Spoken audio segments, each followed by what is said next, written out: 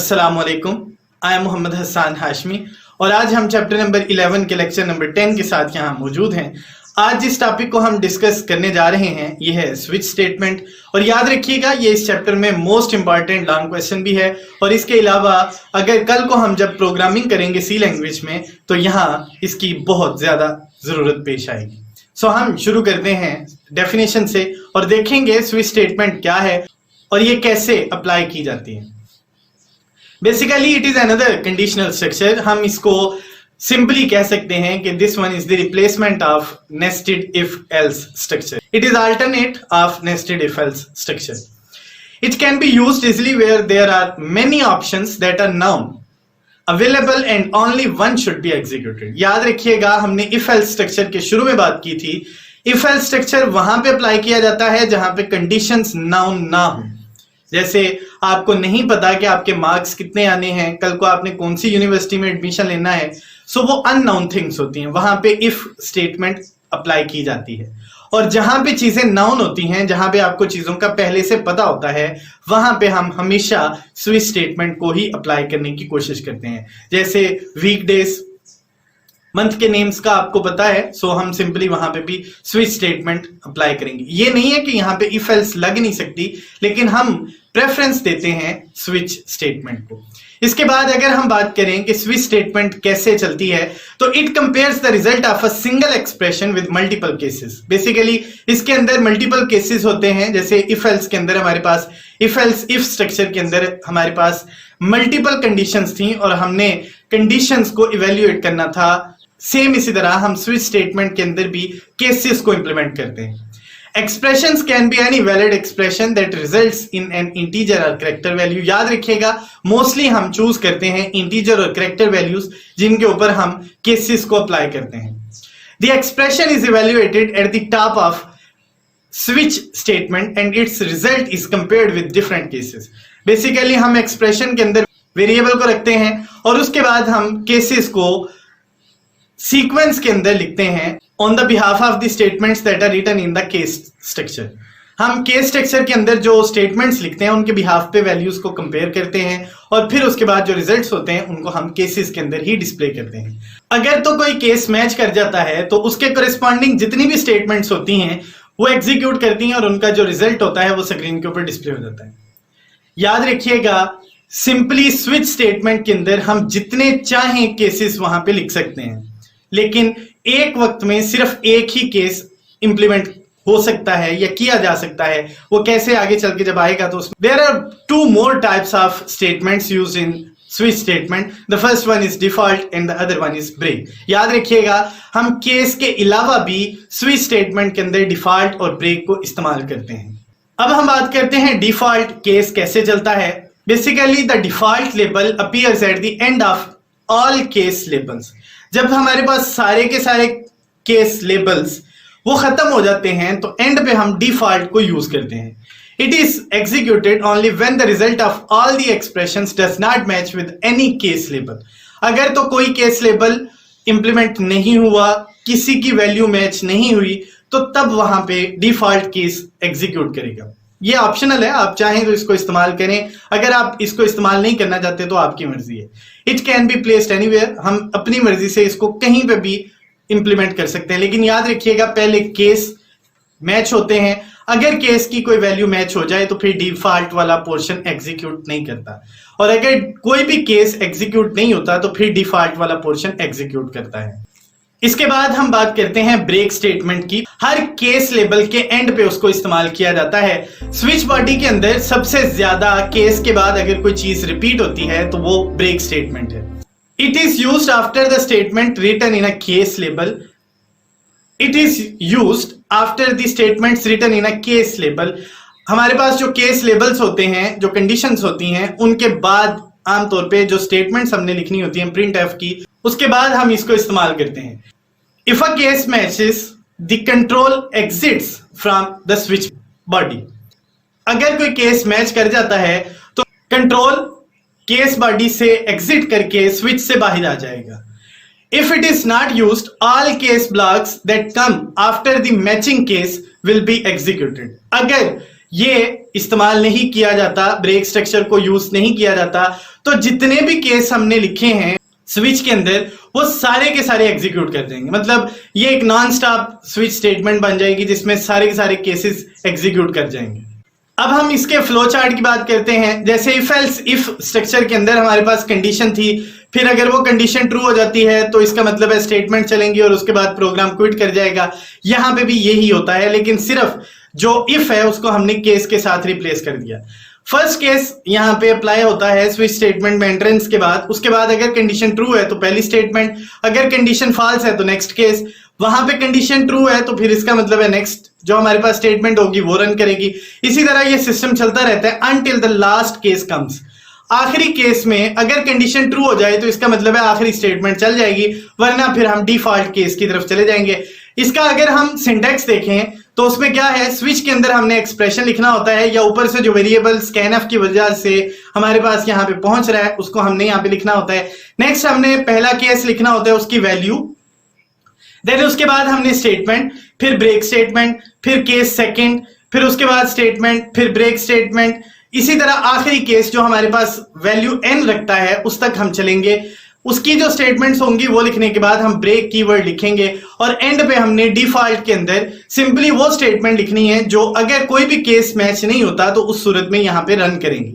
And पे हम simply अगर इसकी एक सिंपल एग्जांपल देखें तो वहां से हमें इस चीज को समझना आसान हो जाएगा। हम एक एग्जांपल करते हैं जिसमें हमने वीक डेज को डिस्प्ले करना है।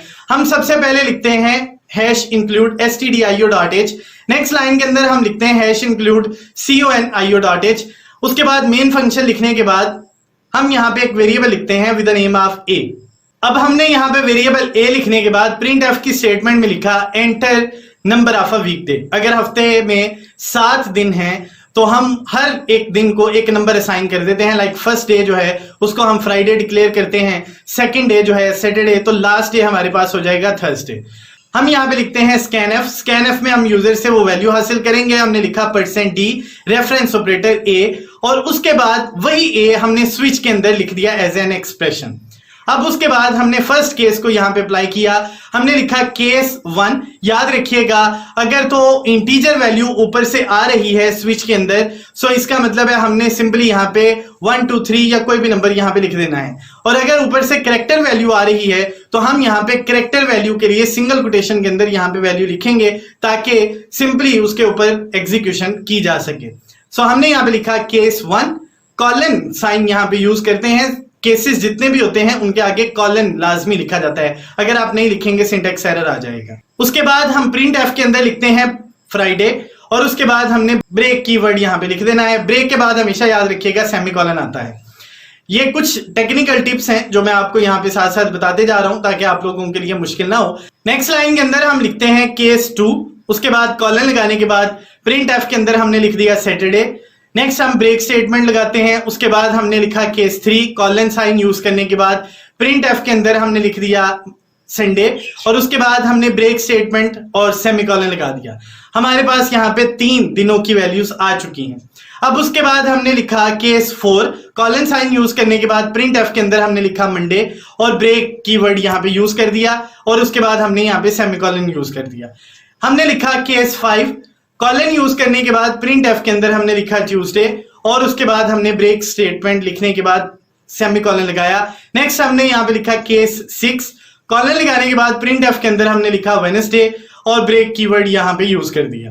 अब हमने यहाँ पे केस 6 लिखने के बाद कॉलन साइन यूज किया, प्रिंट एफ में हमने वेडनेसडे लिख दिया, सेमीकोलन लगाने के बाद ब्रेक कीवर्ड हमने यहाँ पे यूज किया। केस 7 में कॉलन साइन यूज करने के बाद प्रिंट एफ के अंदर हमने लिखा थर्सडे जो आखिरी दिन है हमारा, उसके बाद हमने ब्रेक कीवर्ड यूज कर दिया।